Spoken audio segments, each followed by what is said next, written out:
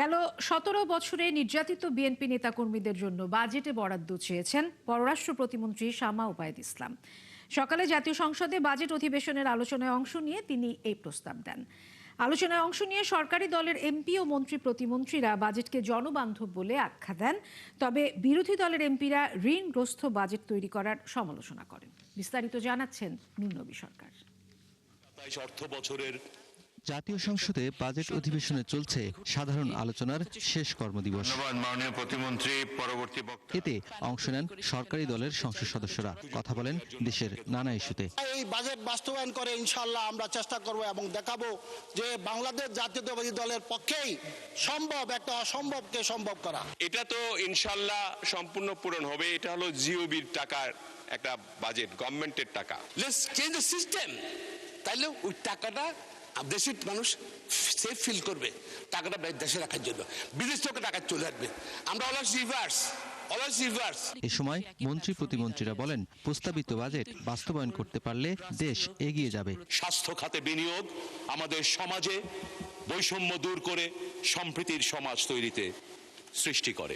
সবকিছু মিলিয়ে বাংলাদেশের মানুষের উন্নয়নকে অগ্রাধিকার দেওয়া হয়েছে এই বাজেটে। পাচারকারীদেরকে, এই দুর্বৃত্তদেরকে যদি শাস্তির মুখোমুখি না করা যায়, তাহলে অর্থমন্ত্রীর যে আর্থিক শৃঙ্খলা প্রতিষ্ঠার কথা সেটি ডিফিকাল্ট হবে। বিদ্যমান বাস্তবতায় সামঞ্জস্যপূর্ণভাবে যে বাজেট দেওয়া সম্ভব ছিল সেই বাজেটই এখানে প্রণয়ন করা হয়েছে। বাজেটে নির্যাতিত বিএনপির তৃণমূল নেতাকর্মীদের জন্য অর্থ বরাদ্দ রাখার প্রস্তাব করেন পররাষ্ট্র প্রতিমন্ত্রী। যদি প্রয়োজন হয় আরো জুলাই যোদ্ধাদের পরিবারের জন্য বাজেট আমার মনে হয় রাখা উচিত, কিন্তু ১৭ বছরে আমাদের তৃণমূলে হাজার হাজার নেতাকর্মী, গ্রামের গরিব নেতাকর্মীরা যারা নির্যাতিত হয়েছে তাদের জন্য বাজেটে অ্যালোকেশন রাখা প্রয়োজন। মাননীয় স্পিকার, এখনো তারা ছিন্নমূল অবস্থায় রয়েছে, তাদের কথা আমাদের ভেবে দেখতে হবে। মাননীয় স্পিকার, বাজেট আলোচনায় অংশ নিয়ে বিরোধী দলের সদস্যরা সমালোচনা করেন।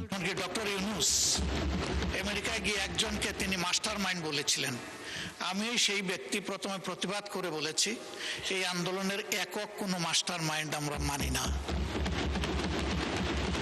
আমাদের যুব সমাজকে কৃতিত্ব দিতে চাই, আর মাস্টার মাইন্ড হচ্ছে বাংলাদেশের 18 কোটি মানুষ। দারিদ্রতা থেকে মুক্ত করতে চাই। যদি আমরা কাউকে দান করি, কাউকে যদি আমরা কোনো প্রণোদনা দিই, কিছুদিনের জন্য তার উপকার হবে। এটা যখন শেষ হয়ে যাবে তখন আবার তার সে ভিক্ষার হাতি থাকবে। কিন্তু যদি কাজ দিই তাহলে কিন্তু জাতি গড়ে উঠবে। প্রধানমন্ত্রীর সম্প্রতি চীন ও মালয়েশিয়া সফর নিয়ে ধন্যবাদ জানান এমপি মন্ত্রীরা। মাননীয় স্পিকার, নুরনবী সরকার, ৭১, ঢাকা। বাজেট সম্পর্কিত জুলাই গণঅভ্যুত্থানে রামপুরায় কার্নিশে ঝুলে থাকা যুবককে গুলি এবং দুজনকে হত্যা মামলার রায় দিয়েছেন আন্তর্জাতিক অপরাধ ট্রাইব্যুনাল। এতে সাবেক ডিএমপি কমিশনার হাবিবুর রহমান সহ ৩ জনকে মৃত্যুদণ্ড এবং 2 জনকে বিভিন্ন মেয়াদে কারাদণ্ড দেওয়া হয়েছে। রায় শেষে চিফ প্রসিকিউটর জানান, পলাতক আসামিদের ফিরিয়ে এনে সাজার মুখোমুখি করা হবে। আসামি পক্ষের দাবি, ন্যায় বিচার বঞ্চিত তারা। বিস্তারিত জানাচ্ছেন মাইনুল মারুফ। বাঁচার মৃত্যুর মাঝখানে ঝুলছিলেন আমির হোসেন। প্রসিকিউশনের ভাষ্য, ২০২৪ সালের ১৯ জুলাই রামপুরায় সংঘর্ষের সময় প্রাণ বাঁচাতে একটি নির্মাণাধীন ভবনে উঠে কার্নিশে ঝুলে পড়েন তিনি। তখন ভবনের উপর উঠে তাকে লক্ষ্য করে ৬ রাউন্ড গুলি করে পুলিশ। গুরুতর আহত হন আমির। সেদিনই নিহত হন আরও 2 জন। নাতির শরীরে গুলি ভেদ করে দাদিও গুলিবিদ্ধ হন। নাতি মুসা বেঁচে গেলেও প্রাণ হারান মায়া। আর জুমার নামাজ শেষে বেরিয়ে গুলিতে নিহত হন নাদিম। এই 2 ঘটনায় মানবতাবিরোধী অপরাধের মামলায় সাবেক ডিএমপি কমিশনার হাবিবুর রহমান, তখনকার খিলগাঁও জোনের অতিরিক্ত উপকমিশনার রাশিদুল ইসলাম এবং রামপুরা থানার ওসি মশিউর রহমানকে মৃত্যুদণ্ড দেন ট্রাইব্যুনাল। এএসআই তরিকুল ইসলাম ভূঁইয়াকে যাবজ্জীবন এবং এএসআই চঞ্চল চন্দ্র সরকারকে 20 বছরের কারাদণ্ড দেওয়া হয়েছে রায়ে। কমিশনার হাবিব রহমান, এডিসি রাশেদ এবং রামপুরা থানার ওসি মশিউর, তাদের প্রত্যেকের বিরুদ্ধে সবগুলো চার্জ প্রমাণিত হয়েছে। যে চার্জ ছিল মায়া ইসলামকে গুলি করে হত্যা করা, নাদিম ইসলামকে গুলি করে হত্যা করা, মুসাকে গুলি করে আহত করা এবং আমির হোসেনকে গুলি করা, এই সবগুলো চার্জ তাদের 3 জনের বিরুদ্ধে প্রমাণিত হয়। সকল চার্জে তাদেরকে আজকের মাননীয় ট্রাইব্যুনাল মৃত্যুদণ্ড দিয়েছেন। রাষ্ট্রপক্ষ বলছে ভিডিও ফুটেজ, প্রত্যক্ষদর্শী সাক্ষ্য ও ডিজিটাল আলামতের অভিযোগ সন্দেহাতীতভাবে প্রমাণিত হয়েছে। পলাতক আসামিদের ফিরিয়ে আনার উদ্যোগের কথাও জানান তারা। সেই রায়টিও আমরা একইভাবে আমাদের পলাতক হাবিবুর রহমান কমিশনার ডিএমপি, পলাতক রাশেদ, পলাতক ওসি মশিউর এবং পলাতক তরিকুল, তাদের প্রত্যেকের বিরুদ্ধে আমাদের গ্রেপ্তারে পড়ানো যাবে। আমাদের আইনের 20(3) ধারা অনুযায়ী আমরা এই রায়ের কপি আমাদের স্বরাষ্ট্র মন্ত্রণালয়ে আমরা পাঠাবো এবং সেটা যদি তারা বিদেশের পলাতক থাকে, আমরা যদি এই তথ্য প্রমাণ পাই, তাহলে তার পরিপ্রেক্ষিতে ইন্টারপোলের সাহায্য আমরা নিব এবং তাদেরকে যে কোনো মূল্যে গ্রেফতার করে আমাদের এই সাজা ভোগ করার জন্য প্রয়োজনীয় পদক্ষেপ নেওয়া হবে। রায় দ্বিমত জানিয়ে পূর্ণাঙ্গ রায় পাওয়ার পর আপিল করবেন বলে জানিয়েছেন আসামিপক্ষ। অনারেবল ট্রাইব্যুনালের রায়, আমরা এই রায়ের বিরুদ্ধে অনারেবল সুপ্রিম কোর্ট অ্যাপিলেট ডিভিশনে যাব। এই মামলায় 13 জন সাক্ষীর সাক্ষ্য ও ভিডিও সহ ডিজিটাল আলামত উপস্থাপন করা হয়। গত মার্চে রায়ের দিন থাকলেও নতুন ডিজিটাল আলামত উপস্থাপনের আবেদনে তা স্থগিত হয়। মাইনুল মারুফ, 71, ঢাকা। তুরাগ নদীতে ভাসমান 7 মরদেহ সংক্রান্ত সোশ্যাল মিডিয়ায় যা ছড়ানো হচ্ছে সবই গুজব বলে দাবি করেছেন ঢাকা জেলা পুলিশ। রোববার পুলিশ সুপার শামীমা পারভিন বলেন, কার্যক্রম নিষিদ্ধ আওয়ামী লীগের মিছিল থেকে নদীতে পড়ে মৃত্যুর কোনো ঘটনাই ঘটেনি। এদিকে ঢাকা মহানগর পুলিশ জানায়, তুরাগ নদ থেকে 7 মরদেহ উদ্ধারের কোনো ঘটনা ঘটেনি। আরও জানাচ্ছেন আশিক মাহমুদ। ফেসবুকে রক্তাক্ত তুরাগ, এমন প্রচারণা চলছে গত কয়েকদিন ধরে। এসব পোস্ট থেকে দাবি করা হয় কার্যক্রম নিষিদ্ধ আওয়ামী লীগের মিছিলে অংশ নেয় 7 জনকে হত্যা করে ভাসিয়ে দেওয়া হয়েছে তুরাগ নদে। বিষয়টি পুরোটাই গুজব বলে শনিবার বিবৃতি দেয় পুলিশ সদর দপ্তর। বিষয়টি নিয়ে আলাদা সংবাদ সম্মেলন করেছে ঢাকা জেলা পুলিশ ও ডিএমপি। ঢাকা জেলার পুলিশ সুপার জানায়, তুরাগ নদে ভাসমান 7 লাশ সংক্রান্ত কোনো ঘটনাই ঘটেনি। রাজনৈতিক উদ্দেশ্যে একটি মহল অপপ্রচার চালাচ্ছে। একটা রাজনৈতিক দল থেকে, নিষিদ্ধ ঘোষিত একজন রাজনৈতিক দল থেকে এই প্রোপাগান্ডাটা ছড়ানো হচ্ছে।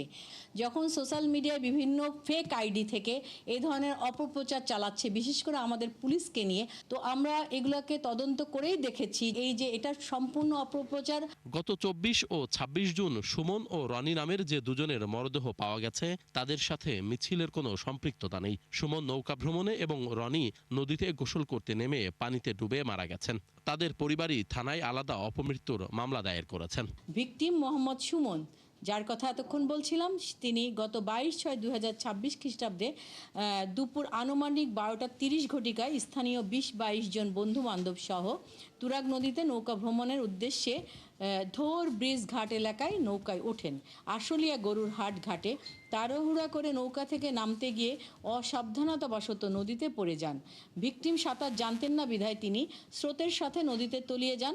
আলাদা সংবাদ সম্মেলনে ঢাকা মহানগর পুলিশ বলছে, তাদের এলাকায় এই ধরনের কোনো মরদেহ উদ্ধারের ঘটনা ঘটেনি। একটি মহল সামাজিক যোগাযোগ মাধ্যমে মিথ্যা তথ্য দিয়ে গুজব ছড়াচ্ছে। জনমনে বিভিন্ন ধরনের গুজব ছড়ানো হচ্ছে যে এটা ডিএমপির ঘটনা থেকে এরা মারা গিয়েছে। এটা একেবারেই বানোয়াট গুজব। এই জন্যই আজকে জনমনে এই বিভ্রান্তি দূর করার জন্য আমরা এই প্রেস ব্রিফিং করছি। গুজব ও অপপ্রচারকারীদের আইনের আওতায় আনতে কাজ চলছে বলেও জানায় পুলিশ। আপনার এই রিলেটেড যেটা আমরা আশিক মাহমুদ, 71, ঢাকা। আপনাদের সকলকে ধন্যবাদ। রাজধানীর মোহাম্মদপুরে দীর্ঘদিন ধরে ত্রাস সৃষ্টি করে আসা কথিত পাটালি গ্রুপ আবারও সক্রিয় হয়ে উঠছে। বিভিন্ন মামলায় গ্রেপ্তারের পর জামিনে বেরিয়ে এসে গ্রুপের সদস্যরা ফের জড়িয়ে পড়ছে ছিনতাই, চাঁদাবাজি ও সন্ত্রাসী কর্মকাণ্ডে।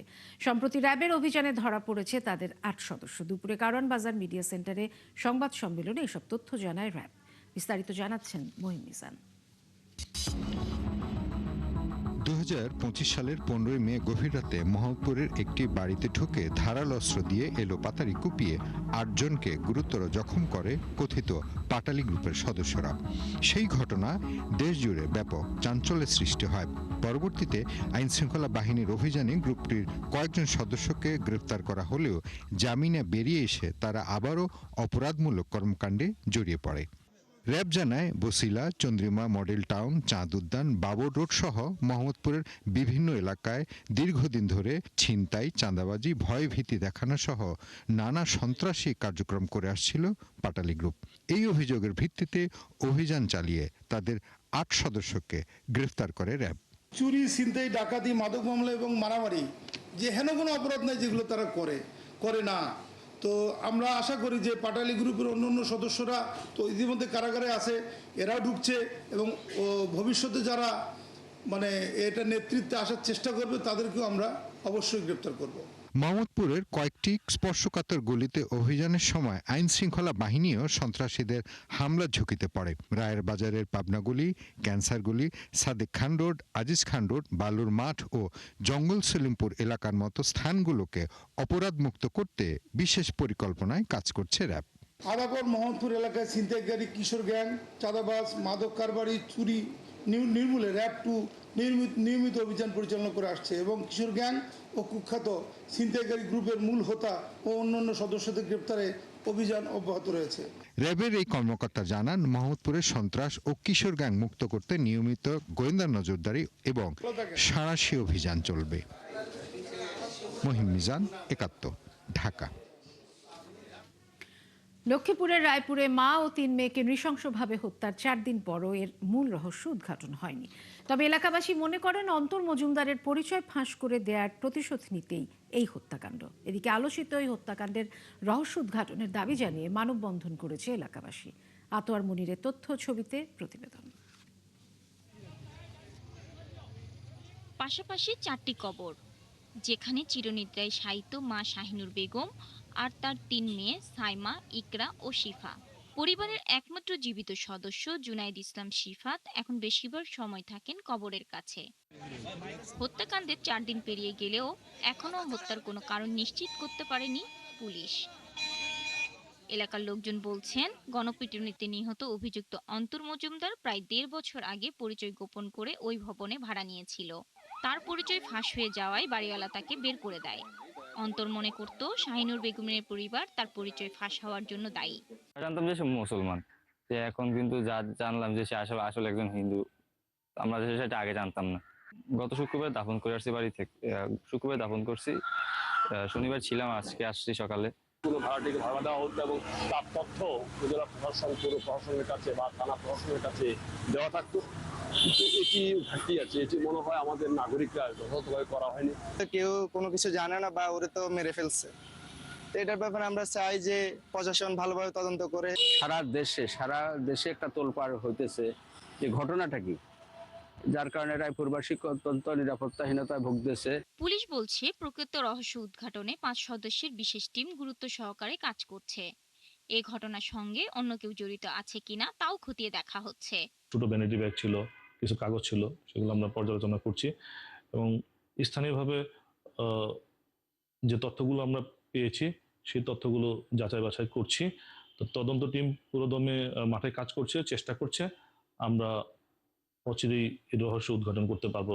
শাহিনুর বেগম এবং তার 3 মেয়ের হত্যার রহস্য উদ্ঘাটনে সময় বেশি লাগায় ক্ষোভ জানিয়েছে এলাকাবাসী। এর প্রতিবাদে রবিবার তারা মানববন্ধনের আয়োজন করে। শাকিলা সিথি, একাত্তর। দর্শক, সংবাদের শিরোনামে আমরা যেমনটি জানাচ্ছিলাম, রাজনৈতিক আদর্শের জন্য দেশের বিরোধিতা না করতে বিরোধী দলের প্রতি আহ্বান জানিয়েছে স্বাস্থ্যমন্ত্রী সর্দার সাখাওয়াত হোসেন। আজ বিকেলে সংসদে বাজেট অধিবেশনে আদ্দিন হাসপাতাল ইস্যুতে তিনি এ নিয়ে কথা বলেন। জুলাই আন্দোলনের নায়ক কে, এ নিয়েও সংসদে পাল্টাপাল্টি বক্তব্য দেয় সরকার ও বিরোধী দল। এদিকে নতুন অর্থ বছর থেকেই তিস্তা মহাপরিকল্পনা বাস্তবায়ন শুরু হবে বলে সংসদে জানিয়েছেন পানি সম্পদ মন্ত্রী শহীদুদ্দিন চৌধুরী আনি। বিস্তারিত জানাচ্ছেন মোহন ইসলাম। রোববার সংসদ অধিবেশনের প্রথম পর্বে প্রধানমন্ত্রী তারেক রহমানকে নিয়ে বিরোধী দলীয় নেতার এক বক্তব্যের জেরে পাল্টাপাল্টি কথা হয় বিমান প্রতিমন্ত্রীর সাথে। আগস্টের 5 তারিখের পরে আমার এই বক্তব্য। এদিন দ্বিতীয় পর্বের শুরুতে একই ইস্যুতে কথা বলেন বিএনপি দলীয় এক সদস্য। আমরা সম্মানের সহিত ওনাকে বলতে চাই, আপনিই বলেছেন 24/4/2026-এ মগবাজারে একটি 12 দলীয় সভায় যে তারেক রহমানই মহানায়ক এই জুলাই বিপ্লব আন্দোলনের, যার উত্তর আবারও দেন বিরোধী দলীয় নেতা। তিনি যা বলেছেন সত্যই বলেছেন, আমি তাই বলেছি। মিল্লাত সাহেব বলেছিলেন যে এটা 5 আগস্টের পর, আমি বলেছি ওইটাই কারেকশন, 5 আগস্টের পর নয়। পরে বাজেটের ওপর বক্তব্যে আদ্দিন হাসপাতালের ইস্যুতে জামায়াতের কড়া সমালোচনা করেন স্বাস্থ্যমন্ত্রী। দলীয় আদর্শের জন্য দেশের বিরোধিতা না করতে দলটির প্রতি আহ্বান জানান তিনি। আপনারা প্রতিটা জিনিসকে কেন নিজেদের দলীয় আদর্শের সাথে একীভূত করেন? দলীয় আদর্শ দিয়ে দেশের বিরোধিতা করা যায় না, যা করেছিলেন ৭১ সনে। I M A freedom fighter, I must Cry for my nation. আমাদের এই দেশ সবার দেশ, সবাই এই দেশকে আমরা ভালোবাসি। দল তার নিজস্ব মতবাদ চিন্তাধারা থাকতে পারে, আমি বিশ্বাস করি কোন দলই দেশের জনগণের অকল্যাণ চায় না। তিস্তা মহাপরিকল্পনা এই অর্থ বছরে শুরুর প্রক্রিয়ার বিষয়ে সংসদে তুলে ধরেন পানি সম্পদ মন্ত্রী। এই অর্থ বছরে তিস্তা মহাপরিকল্পনা নামে হোক আর অন্য যে কোনো নামে হোক, আমরা তা বাস্তবায়ন করবই। বাজেট অধিবেশন নিয়ে সোমবার বক্তব্য রাখবেন অর্থমন্ত্রী, বিরোধী দলীয় নেতা ও প্রধানমন্ত্রী। মোহন ইসলাম, ৭১, ঢাকা। এ যেন ঘোড়ার চেয়ে লাগামের দাম বেশি। এনবিআর এর সংস্কারের ১,০০০ কোটি টাকার প্রকল্পের ৪০০ কোটি নেবেন পরামর্শদাতারা। এ নিয়ে প্রশ্নের মুখে পরিকল্পনা বিভাগের সচিব জানিয়েছেন, তাড়াহুড়োয় ভুল হয়েছে, শিগগিরই সংশোধন করা হবে। যদিও ১ বছর আগে পাশ হওয়া প্রকল্পটি সংশোধনে এখনও প্রস্তাব দেয়নি এনবিআর। বিশ্বব্যাংকের টাকায় চলছে এমন যথেচ্ছ খরচের আয়োজন। ইমদাদ হোসেনের রিপোর্ট। ৫ সরকারি প্রতিষ্ঠানের স্বচ্ছতা নিশ্চিতে বিশ্বব্যাংকের অর্থায়নে সিটা নামের গুচ্ছ প্রকল্প বাস্তবায়ন করছে অর্থ ও পরিকল্পনা মন্ত্রণালয়, যার গুরুত্বপূর্ণ অনুষঙ্গ জাতীয় রাজস্ব বোর্ড এনবিআর এর অটোমেশন। সংস্থাটিকে আধুনিক করার উদ্যোগে খরচ করা হচ্ছে ১,০০০ কোটি টাকা, যার ৪০% বা ৪০০ কোটি পরামর্শক ব্যয়। এমন অস্বাভাবিক পরামর্শক ব্যয় নিয়ে একাধিক প্রতিবেদন প্রচার করেছে ৭১ টেলিভিশন। ১ বছর আগে একনেকে অনুমোদন পাওয়া প্রকল্পটি উদ্বোধন করতে রোববার দুপুরে রাজধানীর একটি হোটেলে এই আয়োজন করে বিশ্বব্যাংক। অনুষ্ঠানে আবারও উঠে আসে পরামর্শক ব্যয়ের প্রসঙ্গ। পরিকল্পনা বিভাগের সচিব জানান, তাড়াহুড়োর কারণে ভুল হয়েছে। সফটওয়্যার এবং কনসালটেন্সি একই একটা হেডে রাখা হয়েছে, যার কারণে টাকার অঙ্কটা অনেক বড় মনে হচ্ছে, কিন্তু এটা আলাদা হবে।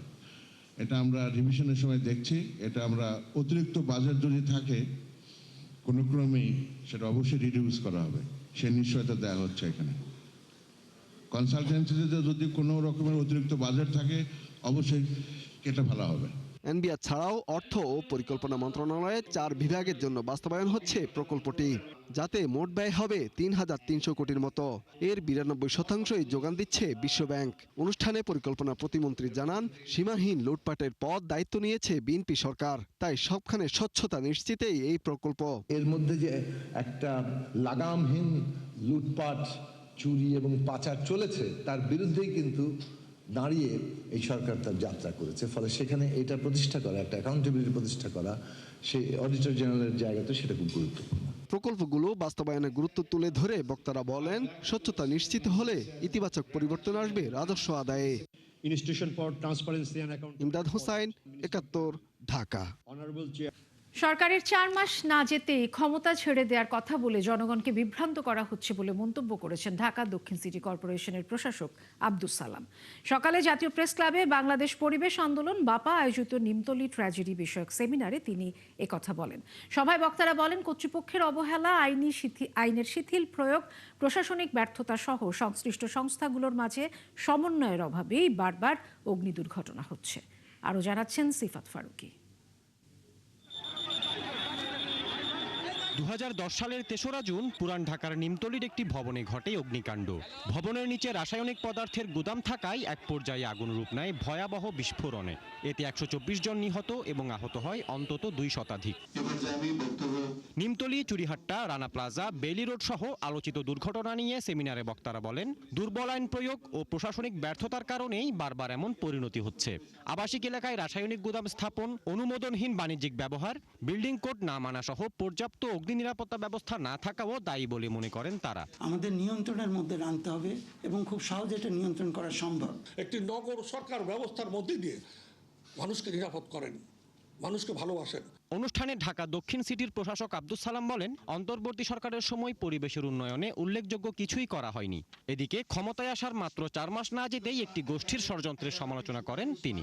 ইন্টেরিয়াম একটা গভর্নমেন্ট ছিল, কিন্তু 18 মাসে বাংলাদেশে পরিবেশ উন্নয়নের জন্য ওরা কতটুকু কি করে গেছেন। আজকে দেখেন একটা ডেমোক্রেটিক গভর্নমেন্ট আসছে, 3 মাস বা 4 মাস হয়েছে ঊর্ধ্বে, অর্থাৎ 1 মাস পরেই গভর্নমেন্টের উৎখাতের জন্য কথা বলতেছে। এ সময় পুরান ঢাকার পঞ্চায়েত ব্যবস্থা এবং একমুখী ট্রাফিক চালু সহ মাদক রোধে নাগরিকদের প্রতিরোধ ব্যবস্থা গড়ে তোলার আহ্বান জানান প্রশাসক। এলাকার লোকজনই পারে এলাকার কে খারাপ আছে তাকে ভালো কর। আজকে পুরনো ঢাকায় এবং আমি যেটা চাচ্ছি এখন যে পঞ্চায়েত সিস্টেমটাকে আবার আমাদেরকে ফিরে আনতে হবে।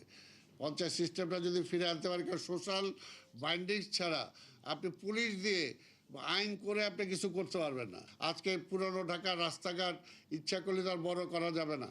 আমি চিন্তা করতেছি যে ওয়ান ওয়ে ট্রাফিক করা যায় কিনা।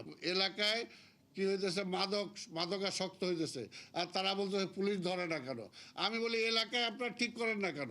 অগ্নি দুর্ঘটনা কমাতে দালান নির্মাণ নীতি অনুসরণ, অগ্নি নিরাপত্তা ব্যবস্থা জোরদার, রাসায়নিক গুদাম বা কারখানা স্থাপনে আইন মানা সহ ফায়ার সার্ভিসকে শক্তিশালী করে গড়ে তোলার আহ্বান জানান বক্তারা।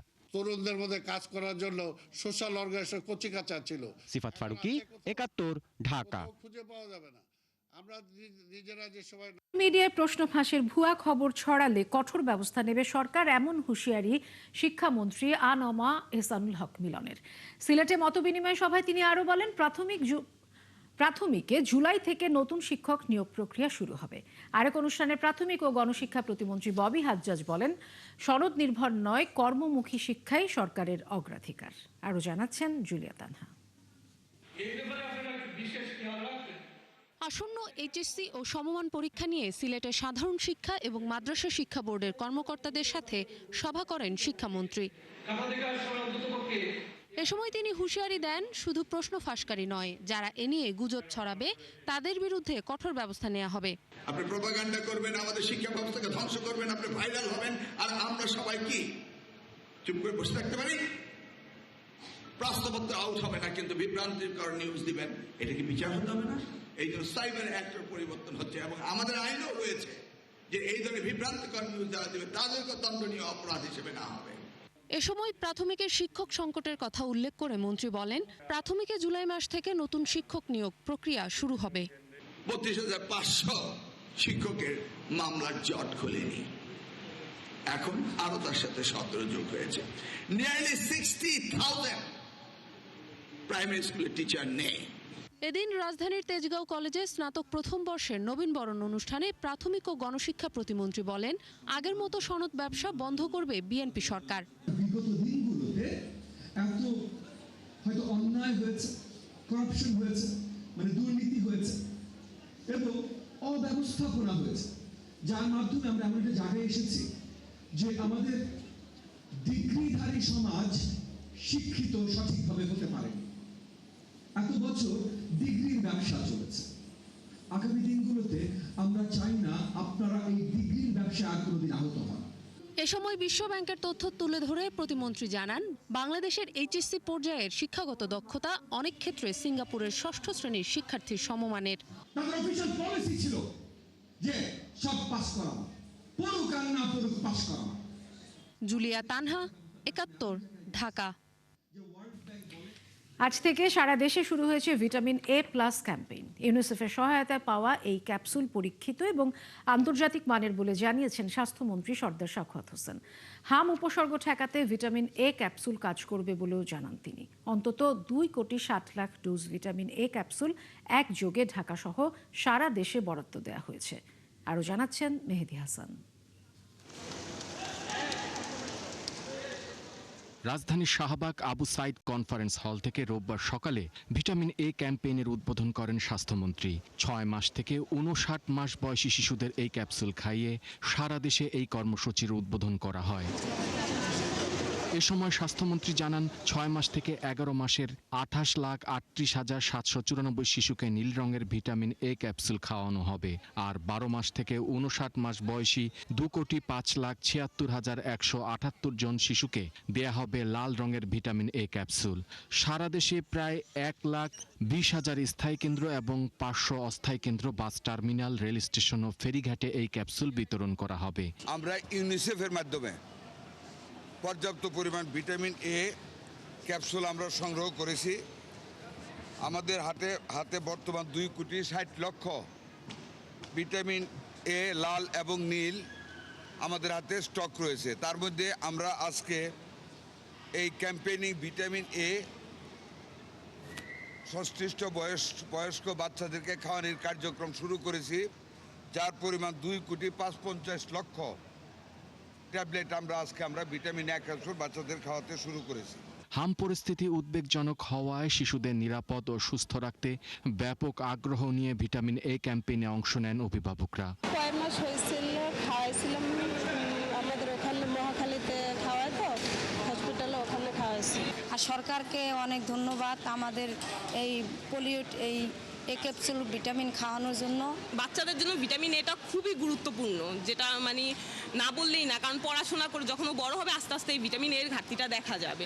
নির্ধারিত দিনে কোনো শিশু ক্যাপসুল নিতে না পারলে পরদিন সংশ্লিষ্ট উপজেলা স্বাস্থ্য কমপ্লেক্সে গিয়ে তা গ্রহণ করা যাবে। মেহেদী হাসান, ৭১, ঢাকা।